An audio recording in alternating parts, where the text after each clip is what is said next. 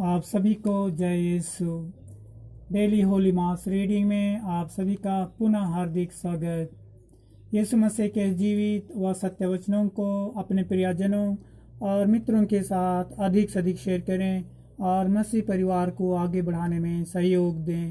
क्रूस का चिन्ह पिता, पुत्र और पवित्र आत्मा के नाम पर आमीन। पहला पाठ नबी ईसायास का ग्रंथ अध्याय 55 पद संख्याएं 10 और 11। पाठ का विषय भविष्य सूचक दृश्य। जिस तरह पानी और बर्फ आकाश से उतरकर भूमि सींचे बिना उसे उपजाऊ बनाए और हरियाली से ढके बिना वहां नहीं लौटते, जिसे भूमि बीज बोने वाले को बीज और खाने वाले को अनाज दे सके, उसी तरह मेरी वाणी मेरे मुख से निकलकर व्यर्थ ही मेरे पास नहीं लौटती। मैं जो चाहता था वह उसे कर देती है और मेरा उद्देश्य पूरा करने के बाद ही वह मेरे पास लौट आती है। यह प्रभु का जीवित वचन है। ईश्वर को धन्यवाद। आमीन। दूसरा पाठ रोमियों के नाम संत पौलुस का पत्र अध्याय 8 पद संख्याएं 18 से 23। पाठ का विषय भावी महिमा।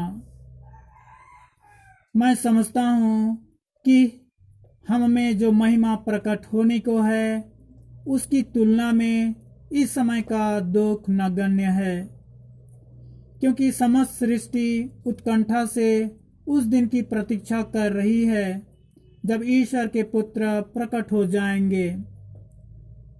यह सृष्टि तो इस संसार की असारता के अधीन हो गई है, अपनी इच्छा से नहीं बल्कि उसकी इच्छा से जिसने उसे अधीन बनाया है। किंतु यह आशा भी बनी रही कि वह असारता की दास्ता से मुक्त हो जाएगी और ईश्वर की संतान की महिमामय स्वतंत्रता की सहभागी बनेगी। हम जानते हैं कि समस्त सृष्टि अब तक मानव प्रसव पीड़ा में कराहती रही है और सृष्टि ही नहीं हम भी भीतर ही भीतर कराहते हैं। हमें तो पवित्र आत्मा के पहले कृपादान मिल चुके हैं, लेकिन हम ईश्वर की संतान बनने की और अपने शरीर की मुक्ति की राह देख रहे हैं। यह प्रभु का जीवित वचन है। ईश्वर को धन्यवाद। आमीन। सुसमाचार संत मत्ती के अनुसार अध्याय 13 पद संख्याएं 1 से 23।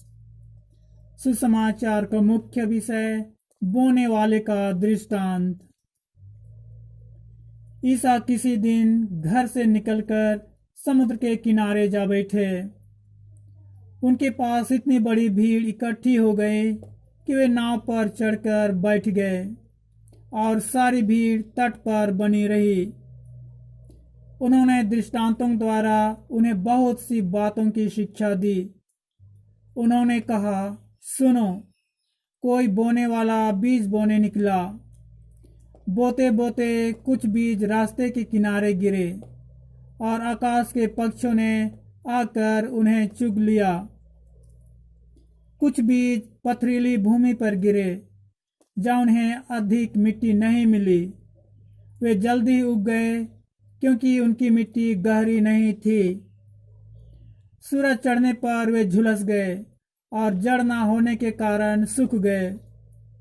कुछ बीज कांटों में गिरे और कांटों ने बढ़कर उन्हें दबा दिया।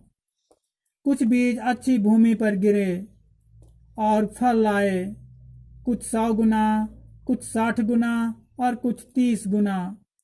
जिसके कान हो वह सुन ले।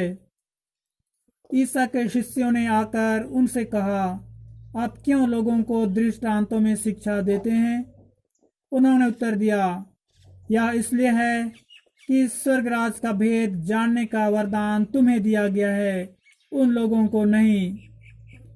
क्योंकि जिसके पास कुछ है उसी को और दिया जाएगा और उसके पास बहुत हो जाएगा, लेकिन जिसके पास कुछ नहीं है उससे वह भी ले लिया जाएगा जो उसके पास है।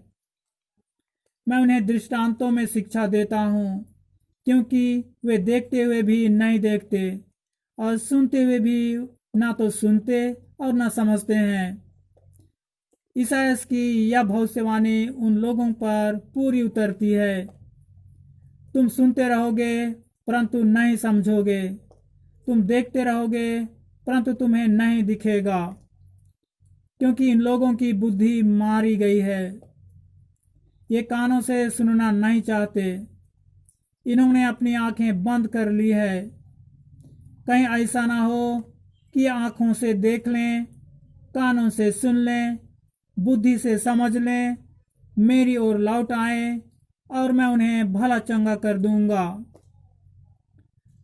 परंतु धन्य है तुम्हारी आंखें, क्योंकि वे देखती हैं, और धन्य है तुम्हारी कान, क्योंकि वे सुनते हैं। मैं तुम लोगों से यह कहता हूँ, तुम जो बातें देख रहे हो उन्हें कितने ही नबी और धर्मात्मा देखना चाहते थे, परंतु उन्होंने उन्हें नहीं देखा। और तुम जो बातें सुन रहे हो वे उन्हें सुनना चाहते थे, परंतु उन्होंने उन्हें नहीं सुना। अब तुम लोग बोने वाले का दृष्टांत सुनो। यदि कोई राज्य का वचन सुनता है लेकिन समझता नहीं, तब उसके मन में जो बोया गया है उसे शैतान आकर ले जाता है। यह हुआ है जो रास्ते के किनारे बोया गया है। जो पथरीली भूमि में बोया गया है यह हुआ है जो वचन सुनते ही प्रसन्नता से ग्रहण करता है, परंतु उसमें जड़ नहीं है और वह थोड़ी ही दिन दृढ़ रहता है। वचन के कारण संकट या अत्याचार पड़ने पर वह तुरंत विचलित हो जाता है।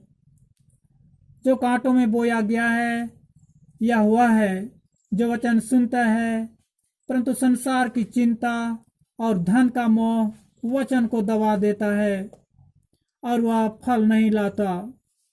जो अच्छी भूमि में बोया गया है यह हुआ है जो वचन सुनता और समझता है और फल लाता है, कोई 100 गुना, कोई 60 गुना और कोई 30 गुना। यह प्रभु का पवित्र सुसमाचार है। क्रिस्त की जय। आप सभी को ईश्वर की आशीष और आपका दिन मंगलमय हो। आमीन।